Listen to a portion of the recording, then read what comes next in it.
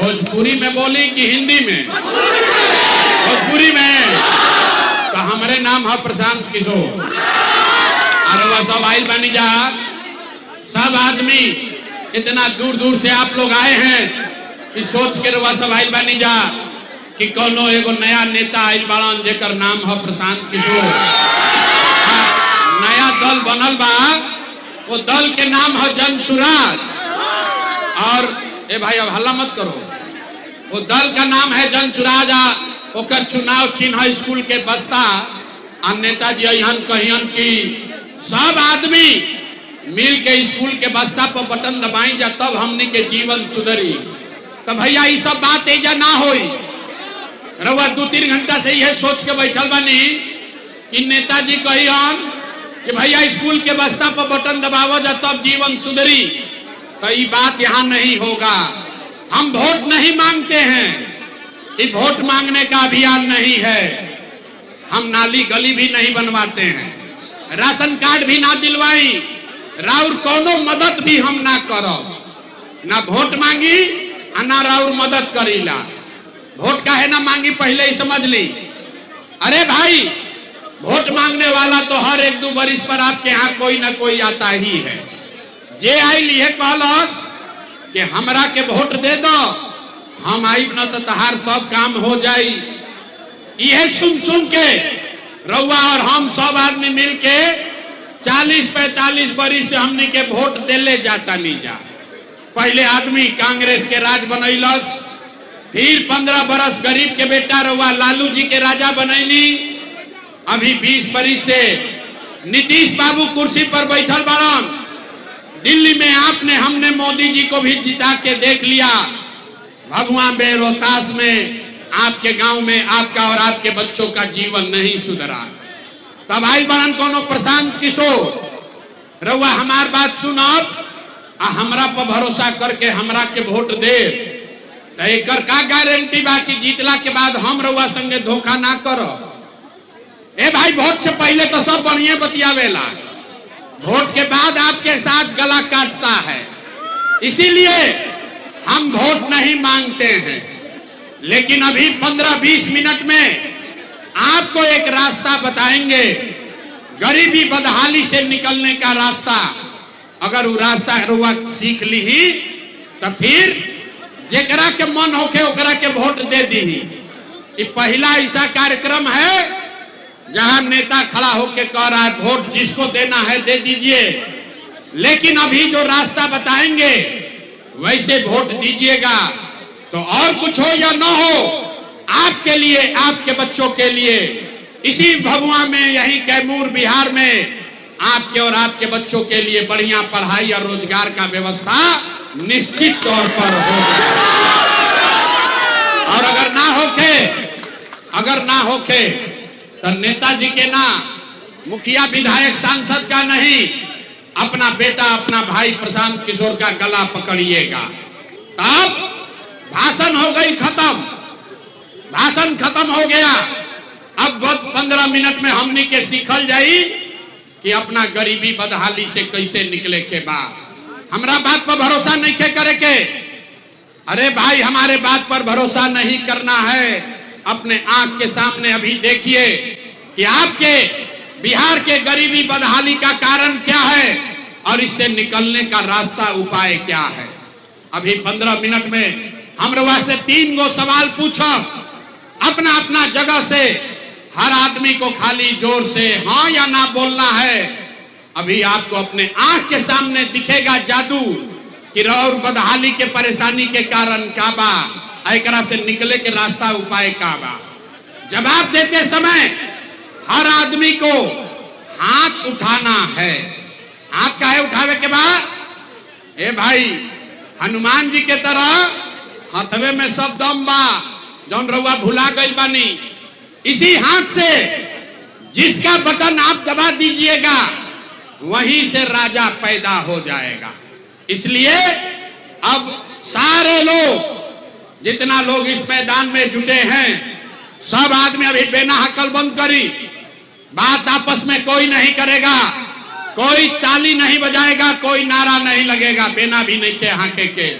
गर्मी लागता, हमरा मालूम बा गर्मी लागता, लेकिन यही गर्मी में रउआ घर के सवांग, आपका पति, आपका बेटा, भाई भतीजा, बिहार का 50 लाख लड़का किसी फैक्ट्री में अपना हड्डी गला रहा है, पेट काटता है कि घरे 6,000 8,000 भेजेंगे तो हमारा बाल बच्चा खाएगा। तो अगर अपने परिवार को गरीबी से निकालना है तो 15 मिनट गर्मी बर्दाश्त कीजिए। सारे लोग सोचकर बताएंगे। आपके गांव पंचायत में और कुछ हो या ना हो, आपके लिए, आपके बच्चों के लिए बढ़िया पढ़ाई और रोजगार का व्यवस्था होना चाहिए कि नहीं होना चाहिए? हाथ सबके उठे के चाहिए, पीछे तक जो खड़े हैं उनको भी उठाना है हाथ। होना चाहिए कि नहीं होना चाहिए? पढ़ाई रोजगार होके के चाहिए कि ना होके के चाहिए? होके के चाहिए। अरे कैमूर के जनता कितना समझदार है। आप यहाँ आए हैं, आप चाहे पढ़े लिखे हैं या अनपढ़, हिंदू हैं या मुसलमान, अगड़े हैं या पिछड़े, महिला है या पुरुष, युवा है या बुजुर्ग, सबने कहा कि न भैया पढ़ाई या रोजगार तो हो ही के चाहिए। इतना बात तो सबके पहले ही से बुझाता। किसी नेता, किसी प्रशांत किशोर का जरूरत नहीं है। आपको मालूम है, अगर आपके लिए, आपके बच्चों के लिए बढ़िया पढ़ाई रोजगार हो जाए तो कोई मुखिया बनो, कोई विधायक बनो, लालू बनो, नीतीश बनो, मोदी बने, प्रशांत किशोर बने, अगर आपके लिए, आपके बच्चों के लिए पढ़ाई रोजगार हो जाए तो आपका जीवन सुधर जाएगा। अब आपको दिखाते हैं आपके बर्बादी का कारण। सारे लोग एक बार जरा अपने अपने बच्चों का चेहरा याद कीजिए। सब आदमी अपन अपन लइकन के चेहरा याद कर लीजा और अपने बच्चों के नाम पर एक बार ईमानदारी से बताइए, आप में से किसने जीवन में एक बार भी अपने बच्चों के पढ़ाई रोजगार के लिए वोट दिया है? देखी कैमूर के जनता के हालत देखी, चुप बुझा था कि बिजली के करंट मार देला। अभी कितना जोर से कहनी, हाँ हंसिए मत, अभी कितना जोर से कहल है सब लोग, ए भैया पढ़ाई या रोजगार होके के चाहिए। एक से एक विद्वान जाहिल बड़न, कोई कैमरुआ माइक दे दी, आधा आधा घंटा आदमी भाषण दीहन, कोई कहता मुखिया चोर बा, कोई कहता लालू लूट लेलन, कोई कहता नीतीश बर्बाद कर दिया, कोई कह रहा है मोदी ने बर्बाद किया। अरे भाई, आपने, हमने तो अपने बच्चों के पढ़ाई रोजगार के लिए वोटे नहीं दिया, तो दूसरे को दोष क्यों देते हो? अरे भाई, जब आपने अपने बच्चों के लिए वोट नहीं दिया तो नेताओं के लिए वोट काहे देते, गाली क्यों देते हो? अब सारे लोग, अभी कोई खड़ा होकर कहेगा, अब जो छोड़ दो गाना बाद में सुनिया उनकर, पहले रास्ता सीख लो, अभी ऐसे बानन गाना गई हैं सारा आदमी। अब कोई खड़ा होके कही कि भैया एकर का गारंटी बा कि हमने के पढ़ाई रोजगार खातिर वोट दिहल जाई तो हमने के लइकन के पढ़ाई रोजगार मिली, कौना दल के हमने के वोट दिहल जाओ? अरे भाई, इसका गारंटी है, आपको वोट जिसको देना है दे दीजिए, लेकिन हम अभी रास्ता आपको दिखाएंगे, वैसे दीजिएगा तो आपके बच्चों को पढ़ाई रोजगार मिलेगा ही मिलेगा। हमारा बात पर भरोसा नहीं क्या करेंगे?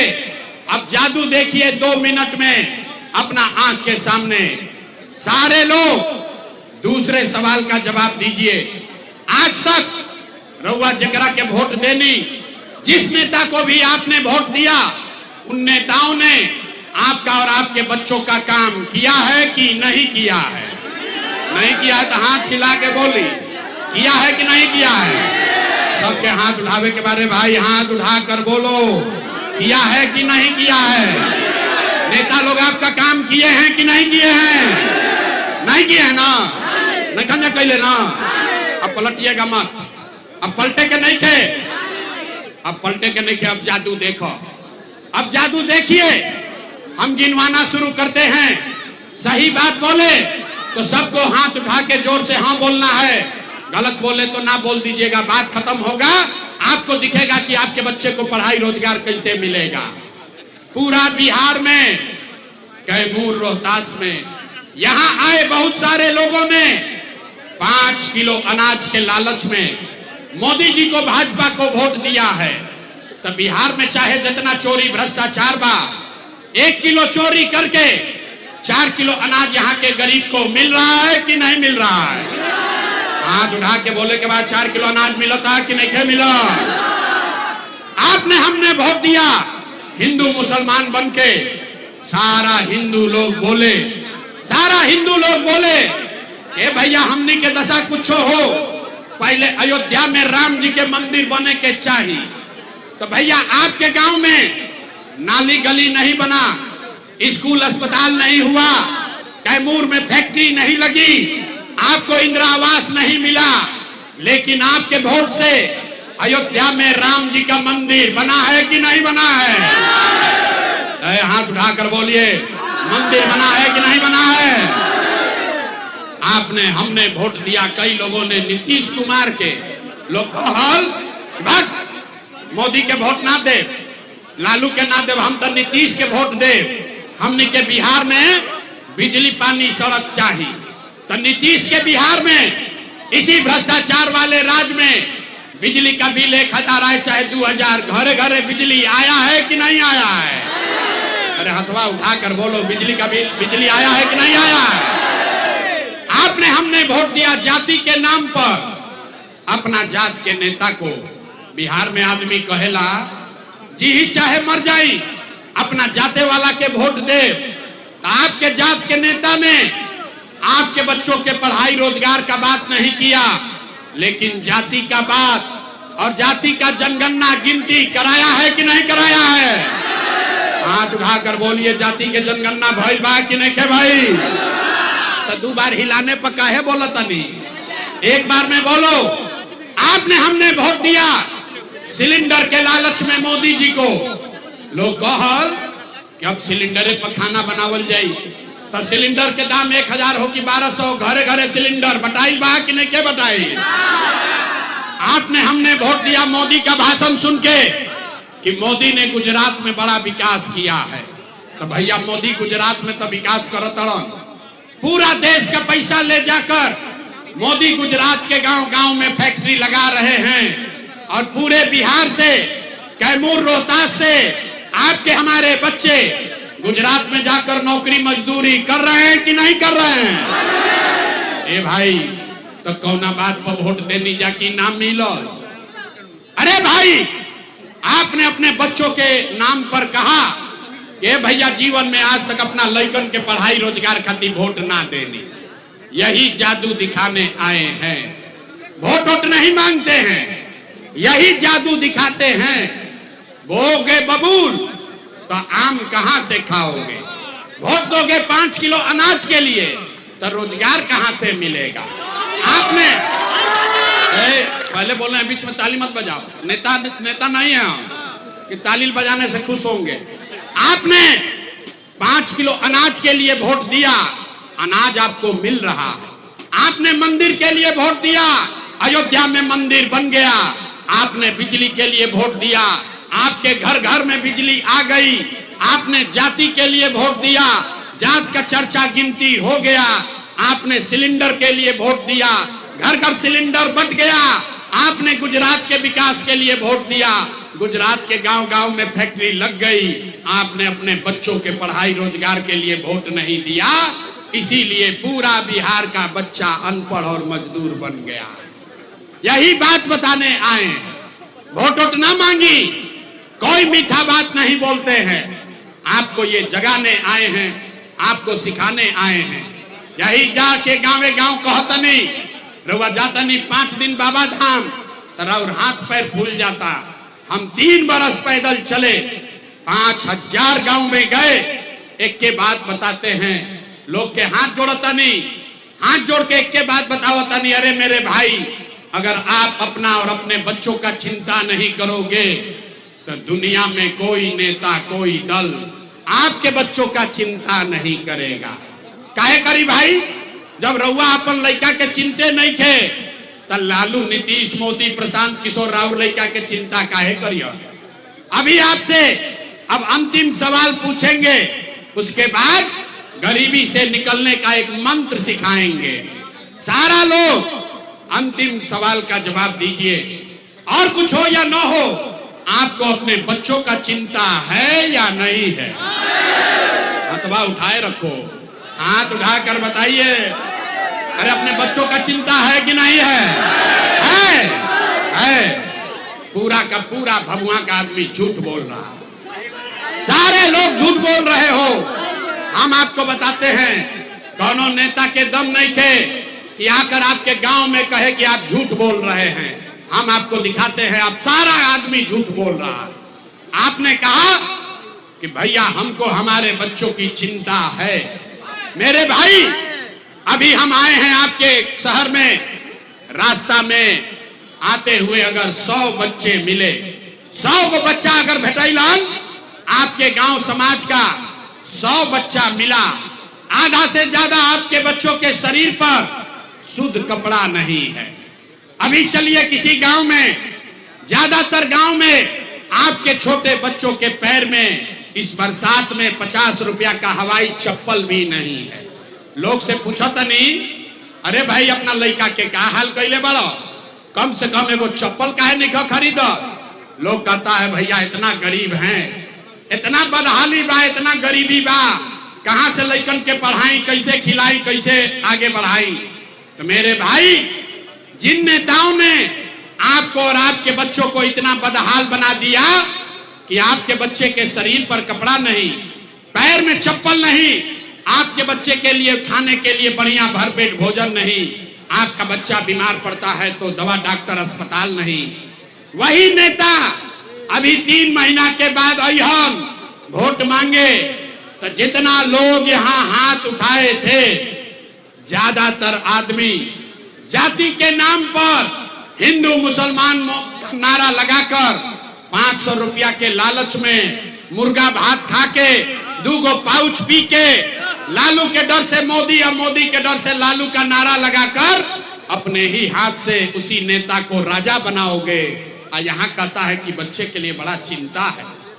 अरे भाई, अपना बच्चा के नाम पर झूठ बोल रहे हो तो आप नहीं भोगोगे तो कौन भोगेगा? बच्चा का चिंता क्या होता है अगर समझना है तो एक बार लालू जी को देखिए। लालू जी के अपन लइकन के चिंता बा। लालू जी के लइका 9वां पास ना कैलन, लेकिन लालू जी के चिंता बा कि हमार लइका बिहार के राजा बनो। हम ये बात कहता नहीं तो कुछ आदमी के बुझाता कि हम लालू जी के शिकायत करता नहीं। अरे नहीं, हम तो लालू जी के तारीफ कर रहे हैं। लालू जी इतना अच्छा बाप हैं, लड़का 9वां नहीं पास किया लेकिन चाहते हैं कि हमारा लड़का बिहार का राजा बने। आप अपना दशा देखिए, राउर लड़का मैट्रिक पास कर लेलो, आईए बीए कर लिया, उसको चपरासी का भी नौकरी नहीं मिला, लेकिन आपको उसका कोई चिंता नहीं है। आप तो जात का झंडा उठाकर घूमे जा रहे। गांव में बैठ के, घर के दलान में, खेत खलिहान में, चौक चौराहा पर, चाय के दुकान पर आदमी बैठ के कहता लालू जीती हम की नीतीश जीती हम, भाजपा जीती की जनसुराज जीती। अपने दिल पर हाथ रखकर बोलिए, पिछली बार कब आपने कहा था कि आपका लड़का कब जीतेगा? अरे भाई, जब आपको अपने बच्चों की चिंता नहीं है तो कैसे सुधार होगा? बिहार के दुर्दशा देखी। हम गांव में जाइला, पूछते हैं भैया वोट किसको दिए थे? बोलता है मोदी जी को। पूछे काहे? बोला मोदी जी का सीना है 56 इंच का। सुनी बिहार के लोग के दुर्दशा के कहानी। पूछे मोदी जी को वोट काहे दिए हो? बोला मोदी जी का सीना है 56 इंच का। पूछे इससे क्या होगा? बोला भैया मोदी जी के सीना बा 56 इंच के, सब मियाँ जी लोग के मार के भगा दीहन, पाकिस्तान पर बम गिरा दीहन, पाकिस्तान के 4 गो टुकड़ा कर दीहन। अरे मेरे भाई, कैमूर के गांव में बैठ के आपको ये दिख रहा है कि मोदी का सीना 50 इंच है कि 56 इंच, लेकिन अपने बच्चों का, बिहार भर के बच्चों का खाए बगैर सीना सिकुड़ा के 15 इंच हुआ है, ये आपको नहीं दिख रहा है तो कैसे सुधार होगा? आदमी कहता भैया विकल्प ना रहे, का करी? हमने भी विकल्प ना रहे, रउआ आइल बनी, जनसुराज नया दल बनल बा, आप आगे आगे चलिए, आप हम लोग को सुधारिए, हम लोग सब मदद करेंगे। हम आपको हाथ जोड़कर कह रहे हैं, एगो प्रशांत किशोर के छोड़ी अगर 10 को प्रशांत किशोर आ जाइहन तब भी बिहार नहीं सुधर सकता है। जब तक आप नहीं सुधरिएगा तब तक कोई नहीं बिहार को सुधार सकता, कोई ना सुधार सके। अरे भाई बिहार के आदमी के सुधार ही के नहीं थे। 5 बरिस नरक के जिंदगी आदमी जियत रह, जहां जाई ए भैया नाली गली नहीं थे, ए भैया खाए के नहीं थे, ए भैया रोजगार नहीं थे, लड़का गई बड़सन बाहर कमाए, कैसहू जोगार करी, बाढ़ में कट गई नहीं, देखा तनी रोवा बाढ़ में आदमी कट गई, कोई सूखा से मर गई। लेकिन 5 बरिस ये नरक का जिंदगी जीने के बाद जिस दिन वोट होगा तो सब बात भुला जाएगा। वोट के दिन एक के बात बुझाता, हमरा जात के कौन नेता खड़ा बा, चलो करे के वोट दियाई। वो नेता चोर है, बदमाश है, डकैत है, आपका और आपके बच्चों का लूट कर ले गया है, लेकिन अपने जात का है तो उसी का जाकर बटन दबाओगे तो आप नहीं भोगिएगा, आपका बच्चा नहीं भोगेगा तो कौन भोगेगा। अरे भाई हम मीठा बात ना बोली, एजा के आदमी के जगावे के कोई दूसर उपाय नहीं थे। हमरा मालूम बा आप सुधरने वाले नहीं हैं। हम एगो भाषण दी कि अपन गर्दन चिकरत चिकरत बर्बाद कर ली, एजा के आदमी सुधरे वाला नहीं कौन। यही से रउआ के वो रास्ता अभी बतावत तनी, इस रास्ते को याद कर लीजिए और फिर दिवाली छठ के बाद आपका बदहाली गरीबी कम होगा। सारे लोग सब आदमी याद कर लीजिए, अगली बार जब वोट देने जाइए जिसको मन है उसको वोट दीजिए, लेकिन वोट देते समय याद रखिए जिन नेताओं ने बिहार को लूटा है, जौन नेता लोग बिहार के लुटले बालन जा, जिन नेताओं ने आपके बच्चों के पेट पर लात मारा है, जिन नेताओं ने आपके बच्चों को मजदूर और अनपढ़ बनाया है, वो चाहे आपके जाति का हो या धर्म का, दल का हो या गांव का, उसको वोट नहीं देना है। तो अब सब बात हो गई, अब हाथ उठाइए और देखिए कितना आदमी के बुझाता। हाथ उठाइए, अभी अभी पूछने दो, सारे लोग हाथ उठा कर रखिए और बताइए जिन नेताओं ने बिहार को लूटा है उसको वोट देना है कि नहीं देना है। आपके जाति का होगा, दोगे कि नहीं दोगे। हिंदू मुसलमान करेगा, दोगे कि नहीं दोगे। 2000 रुपया ला के दी, हम देव कि ना दे, नहीं दीजिएगा। अरे आप नीचे करिए, हम तो जानने के जाके आदमी समझदार बा। ए भाई नेता आके 2000 रुपया देगा, 1000 रुपया देगा, मुर्गा भात खिलाएगा तो पैसा लेना है, काहे लेना है समझिए। आप बताइए 5 बरिस राशन कार्ड बनावे में रउआ सबसे पैसा ले ले बड़ा की नहीं घसन ले ले। ए भाई राशन कार्ड बनावे में पैसा लागल बा कि नहीं लागल। जाति प्रमाण पत्र बनाने में घूस लगा है कि नहीं लगा है। बिजली का बिल गलत आ रहा है कि नहीं आ रहा है। कैमूर में गांवे गांव 100 रुपया के शराब 300 रुपया में बेचा था कि नहीं बेचा। हाथ उठाकर बताइए शराब बिक रहा है कि नहीं बिक रहा है। थाना में पुलिस वाला घूस ले रहा है कि नहीं ले रहा है। सीओ बीडीओ जमीन के दाखिल खारिज में रसीद कटवाने में पैसा लेता है कि नहीं लेता है। अरे भाई तो 5 बरिस हमनिए के पैसा लूट के जमा किया है, उसी में से 1000 2000 ला कर देगा तो आपने पैसा लेवे के बाद, लेकिन पैसा लेने के बाद एक मंत्र याद रखना है, गरीबी से निकलने का मंत्र। इस बार जब वोट देने जाइए इस मंत्र को याद रखिए, जीवन में एक बार संकल्प लीजिए, इस बार वोट किसी नेता के लिए नहीं, किसी दल के लिए नहीं, अपने जात के लिए नहीं, हिंदू मुसलमान के लिए नहीं, 5 किलो अनाज के लिए नहीं, मंदिर मस्जिद के लिए नहीं, लालू नीतीश मोदी प्रशांत किशोर के लिए नहीं, जीवन में एक बार वोट सारे लोग संकल्प लेना है। जीवन में एक बार वोट सभी को अपने अपने बच्चों के लिए देना है, अपने बच्चों के पढ़ाई और रोजगार के लिए देना है। पहले ही कहानियां ताली नहीं के बजावे के, ताली बजावे का मौका अभी बाद में आई, बुर्बक मत बुझा हमरा के। हाथ उठाइए, अगर बात बुझाई लोग के तो हाथ उठाइए और संकल्प लीजिए अगली बार वोट अपने बच्चों के लिए देना है कि नहीं देना है? अपना लइकन खातिर वोट देवे के बाद कि नहीं के देवे के बाद? झूठ नहीं ना बोल रहे हैं? अच्छा हाथ नीचे कीजिए। आधा आदमी के ना बुझाई के भाई बच्चा के वोट देवे से का होई?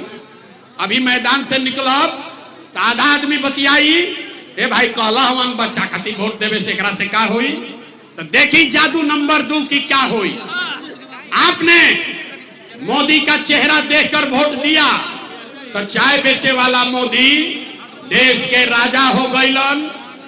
रउआ लालू जी के चेहरा देख के वोट देनी तो भैंस चरावे वाला लालू यादव 30 वर्ष से बिहार के राजा बाड़न। आपने नीतीश का चेहरा देखकर वोट दिया तो वैद्य का लड़का नीतीश कुमार 20 वर्ष से बिहार के राजा हैं। एक बार अपना भाई अपना बेटा प्रशांत किशोर का बात मानिए, एक बार जीवन में वोट अपने बच्चों का चेहरा देखकर दीजिए। आपके वोट में इतना ताकत है, आपका बच्चा भी बेरोजगार नहीं रहेगा। अब अगर बुझा गई होके तब अब हाथ उठाई जा। सारा आदमी हाथ उठाएगा और सब लोग मुट्ठी बांधिए, सब मुट्ठी बांधिए और मुट्ठी बांध के संकल्प लीजिए अगली बार वोट अपने बच्चों के लिए देना है कि नहीं देना है? अपने बच्चों के लिए वोट देना है कि नहीं के देवे के बाद? अपना लइकन खातिर देवे के बाद कि जात खातिर देवे के बाद? अपने बच्चों के लिए देना है कि हिंदू मुसलमान के लिए देना है? झूठ नहीं ना बोले। तो अगर वह झूठ ना बोलनी तो हाथ नीचे करिए, अब ताली बजावे के समय आ गई। अरे रुक जाओ। अगर आपने अपने बच्चों के लिए वोट दिया तो जब इस बार आप दिवाली और छठ मनाइएगा, अब की हाली जब रउआ दिवाली और छठ मनाई तो आपके जीवन के बदहाली का, बिहार के गरीबी का ये अंतिम दिवाली और छठ होने कैसे? अब ताली बजा लेनी, अब सीख ली कैसे। छठ के बाद क्या हुई?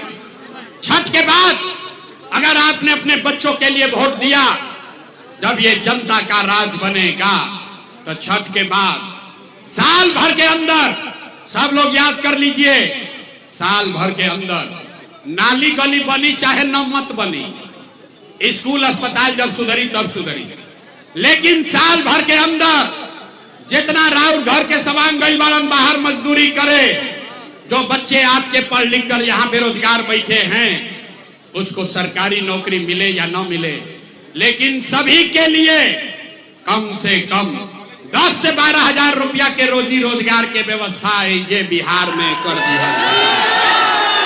होके के चाहिए कि बुझाता 10-12 हजार के रोजी रोजगार हो तो गरीबी कम हो कि ना हो ना?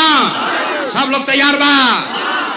बात बुझा गई। तो प्रशांत किशोर के बेटा के तिलक ना हो, अब ऐजा से जाई तो जाके अपना सवांग के बेटा के भाई के बतावे के बाद ए बचवा आपकी हाली दिवाली और छठ में जब घरे आईब, ए बचवा आपकी हाली दिवाली और छठ में जब घरे आईब तब फिर 10-12 हजार रुपया के रोजी रोजगार मजदूरी खाती आपन घर गांव परिवार छोड़ के बाहर ना जाए के पड़ी। ये मंजूर है? सबको मंजूर है? दूसरा संकल्प, अगर आपने अपने बच्चों के लिए वोट दिया तो छठ के बाद, छठ के 1 महीना के बाद जेकर उम्र 60 वर्ष से ज्यादा बा, नीतीश कुमार 20 वर्ष से ओकरा के 400 रुपया देता पेंशन भीख के तरह। तो तय हुआ कि छठ के 1 महीना बाद से दिसंबर कार्तिक महीना से 60 वर्ष से ज्यादा उम्र के हर महिला पुरुष को 400 रुपया का भीख नहीं, 1100 रुपया का पेंशन नहीं, हर महीना 2000 रुपया सम्मान राशि जरूर देना चाहिए। ओके के चाहिए? सब लोग तैयार बा? तीसरा और अंतिम संकल्प, 10-12 हजार के रोजी रोजगार से जीवन ना सुधरी, 2000 रुपया से पेट भरी जीवन ना सुधरी। जीवन तब सुधरेगा जब आपके बच्चे, गरीब के बच्चा पढ़ेगा, पढ़ लिख कर अफसर बनेगा। आज गरीब का बच्चा जाता है पढ़ने, वो पढ़ता नहीं है, स्कूल में खिचड़ी खाया भगा दिया। जैसे तय भाई कि राउर लइकन के जब राज बनी, जन सुराज आई, तब दिसंबर महीना से जब तक सरकारी स्कूल नहीं सुधरेगा, याद रख लो, जब तक सरकारी स्कूल नहीं सुधरेगा तब तक रउआ अपना लड़का के प्राइवेट अंग्रेजी स्कूल में भेजी। स्कूल भेजे के खर्चा सरकार के ओर से दिहल जाई ताकि गरीब से गरीब का बच्चा भी अंग्रेजी स्कूल में पढ़ सके। सब लोग मंजूर कर रहा है भाई, हो गए मंजूर। अब जांच ली, अब सब पढ़ाई हो गई, परीक्षा के बारी बा। सब आदमी तनी जवाब दी। अगली बार वोट 5 किलो अनाज के लिए देना है कि रोजगार के लिए देना है? सबके बोले के बारे भाई 5 किलो अनाज चाहिए कि रोजगार चाहिए? अपना लड़कन के पढ़ाई चाहिए कि जात चाहिए? जात चाहिए कि पढ़ाई चाहिए? जोर से बोलिए, पढ़ाई चाहिए कि जात चाहिए? लालू नीतीश मोदी का राज चाहिए कि जनता का राज चाहिए? कहनिया ना कि आदमी जाके ना सुधरिया, देखा हाथ नीचे कैले बाड़ा कि हम कहता ना हम सुधरब ना बिहार के सुधरे दे।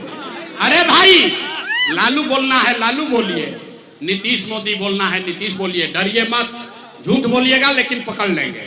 सोच कर बोलिए, लालू नीतीश मोदी का राज की जनता का राज? पीछे तक हाथ उठे के चाहिए। लालू नीतीश मोदी का राज की जनता का राज? अगर जनता का राज चाहिए तो अगली बार वोट सिर्फ और सिर्फ अपने बच्चों के लिए देना है। सब लोग तैयार बा? झूठ नहीं ना बोले हैं, झूठ नहीं ना बोले। अच्छा, तो अभी परीक्षा दी, 3 महीना के बाद वोट होई, नीतीश कुमार के रखल जाए कि हटावल जाए? अरे भाई सब बोलो, नीतीश को रखना है कि हटाना है? जोर से बोलिए, नीतीश को रखना है कि हटाना है? आवाज नहीं आया, हाथ उठाकर बोलिए, नीतीश को रखना है कि हटाना है? रखना है कि हटाना है? रखे के बाद कि हटावे के बाद? अब मोदी अहन कहियन कि सब लोग नीतीश के वोट एनडीए के दे दियाई, काहे ना दियाई? अच्छा, ए रुको, इतना पूर्वक पूछते हो। प्रशांत किशोर आइलन तो मोदी के ना दियाई, काले मोदी अहन तो मोदी मोदी करके उन्हें जाइब। अभी इसी सभा में एक साथ मिलकर हम लोग तय करेंगे कि मोदी के कहने पर वोट देना है कि नहीं। एक सवाल का जवाब दीजिए, अभी सब लोग तय कर ली। सारे लोग सोचकर बताइए, वोट बिहार का, वोट बिहार के तब फैक्ट्री कहां लागे के चाहिए? रुको, सवाल सुने नहीं, इसीलिए मर रहे हो। सुनिए सवाल पहले पूरा, सब लोग ध्यान से सुनिए। वोट बिहार के तब फैक्ट्री कहां लागे के चाहिए? बिहार में कि गुजरात में? बिहार में कि गुजरात में? सबके बोले के बाद वोट बिहार के तब फैक्ट्री कहां लागे के चाहिए? बिहार में कि गुजरात में? बिहार में कि गुजरात में?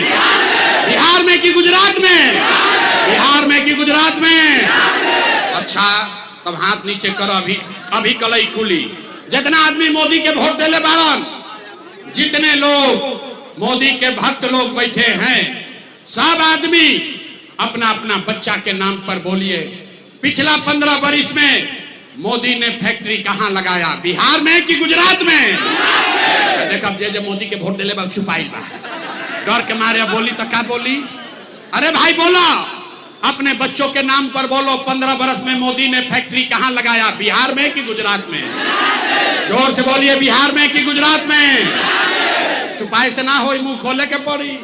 मोदी मोदी कह के वोट हमनिए के देले बनी जा। सोच कर बोलिए, 15 वर्ष में मोदी ने फैक्ट्री कहां लगाया? बिहार में कि गुजरात में? बिहार में कि गुजरात में? तो हम लोग को मंजूर है, वोट लेबा बिहार में, अब फैक्ट्री लगेबा गुजरात में, मंजूर बा? मंजूर है? मंजूर है? तो नहीं है तो हाथ उठाकर बोलिए, मोदी का ने वोट दीजिएगा? आप तय करके बोलिए, मोदी का ने वोट दीजिएगा? मोदी का ने वोट दोगे? मोदी का ने वोट दीजिएगा? और अगर दीजिएगा तो गुजरात में लड़का जाके मजदूर बनिया सन, ओकर पाप रउए सर लागी। तो मोदी के कहला पर वोट ना दे तो नीतीश कुमार तो गई लन, रैयन की जय हो। हाथ उठा के बोली तो रैयन की जय हो, रैयन की जय हो, रैयन की जय हो। आवाज ना आई, रैयन की जय हो, रैयन की जय हो, जय हो, जय लन। नीतीश कुमार गए गए गए, बच गई लालू के ललटेन। अभी तय कर लिया जाओ, ए भाई बच गई लालू के ललटेन। अब बताओ, लालू के ललटेन चाहिए ए भाई अपहरण ललटेन वाला अपहरण गुंडा राज चाहिए। अब देखा मोदी के कहनी है तो बड़ा मजा आयल हो। अब जे ललटेन के वोट देले बा मुंह ऐसे कैले बा, अरे बाप रे कहीं पकड़ाई मत। अरे भाई सोच कर बोलिए ललटेन का जंगल राज चाहिए। हाथ उठाकर बोलिए ललटेन वाला जंगल राज चाहिए। फिर से अपहरण गुंडागर्दी चाहिए, फिर से लूट मार चाहिए। लालू को वोट देना है, नहीं देना है तो हाथ उठाकर बोलिए देना है लालू को वोट, नहीं देना है ना तो लालू नीतीश मोदी तीनों चल गई। के बचल के बचल के बचल? अब यही से ना सुधर बजा। पहले लालू से ठगैला, मोदी से ठगैला, नीतीश से ठगैला, अब कहता है प्रशांत किशोर से ठगाई। अरे भाई जय प्रकाश नारायण ने कहा आज से 50 वर्ष पहले, जय प्रकाश नारायण ने कहा कि जब बहुत भ्रष्टाचार भई तो जय प्रकाश नारायण ने कहा सिंहासन खाली करो कि अब जनता आती है। बिहार में अब लालू नीतीश मोदी का राज नहीं, जनता का राज कायम होना चाहिए कि नहीं? होने के चाहिए। अपने हाथ उठाकर कैमूर की आवाज में बोलिए जय बिहार, जय बिहार, जय बिहार। सब बात सुन के आदमी कहता ए भाई इतना बढ़िया बढ़िया बतियावत अपना खातिर क्या चाहता। कुछ आदमी के बुझाता कि हम आई बने जब मुख्यमंत्री बने तो भैया रहुआ हमारा के नहीं जाना, हम इतना छोटा सपना लेकर पैदा नहीं हुए हैं। ये सासाराम में, सासाराम के गांव में हमारे बाबा बैलगाड़ी चलावत रहन, मजदूर रहन, बाबूजी हमारे डॉक्टर रहन। ये एगो दुगो ना 12 जना के मुख्यमंत्री बनावे में कंधा लगैले बानी। ये पसीना इसलिए नहीं बहा रहे हैं, ये पसीना इसलिए नहीं बहा रहे हैं कि हमको मुख्यमंत्री बनना है। ये पसीना इसलिए बहा रहे हैं कि ये सपना लेकर आए हैं कि अपने जीवन काल में एक ऐसा भी दिन देखे जब हरियाणा पंजाब से, गुजरात महाराष्ट्र से लोग बिहार में नौकरी रोजी रोजगार करे आवस, तब मानव की बिहार में विकास हो गई। सबको मंजूर है? मंजूर है? सबके मंजूर बा? तो हम रवा से वोट मांगनी ना, पैसा चंदा हम ली ना, लेकिन आई बानी मांगे राउर आशीर्वाद। अगर आपको लगता है कि हम जो बात बता रहे हैं ये ठीक बात है, जो रास्ता दिखा रहे हैं वो ठीक रास्ता है, जो प्रयास कर रहे हैं वो ठीक प्रयास है, तो और कुछ नहीं, एक बार जाने से पहले हाथ उठाकर आशीर्वाद दीजिए और बताइए कि ये बिहार में प्रयास होके के चाहिए कि ना होके के चाहिए? ये बिहार में प्रयास होना चाहिए कि नहीं होना चाहिए? बिहार में बदलाव होके के चाहिए कि ना होके के चाहिए? ये लालू नीतीश मोदी का राज खत्म होना चाहिए कि नहीं होना चाहिए? होना चाहिए।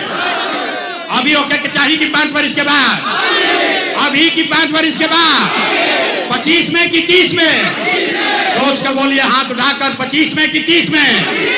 25 में कि 30 में? सब लोग तैयार है? सब तैयार बा? तो बोली जय बिहार, जय बिहार। अब 3 महीना में बिहार का गरीबी, आपका बदहाली खत्म होने वाला है। आपके बच्चों को बाहर नहीं जाना पड़ेगा। अंतिम बात, हमरा कहला पर मत जाई, आई गारंटी कार्ड सबके ही अपना गारंटी कार्ड बनवावे के बाद घरे घर जेकरा भिजुनी कार्ड रही, जब ये जनता का राज बनेगा तो नवंबर के बाद से आपके बच्चों के लिए रोजगार, 2000 रुपया के पेंशन, ओकरा खातिर ऑफिस में चक्कर ना लगावे के पड़ी। ये जरा भी कार्ड रही ओकरा घर में आके सरकार व्यवस्था करके जाई। तो सब आदमी को ताली मत बजाओ, सब आदमी के परिवार लाभ कार्ड बनवा लेवे के बाद फ्री में बनता। रउआ गांव में बनी, एजो बनत होई, एजा ना बनी मारा मारी मत करो, गांव में आदमी हम भेज के बनवाई। सब आदमी के कार्ड बनवा लेवे के बाद आ याद रखे के बाद आपकी हाली वोट अपना अपना लइकन खातिर देवे के बाद बिहार में बदलाव करके रहना है। जय बिहार, जय बिहार। अब जकरा जकरा फोटो वोटो खिंचावे के बाद हाथ मिलावे के बाद हम गाड़ी पर बैठा नहीं, ओजा मिला ले, कोई पुलिस नहीं थे, हम कोई सिपाही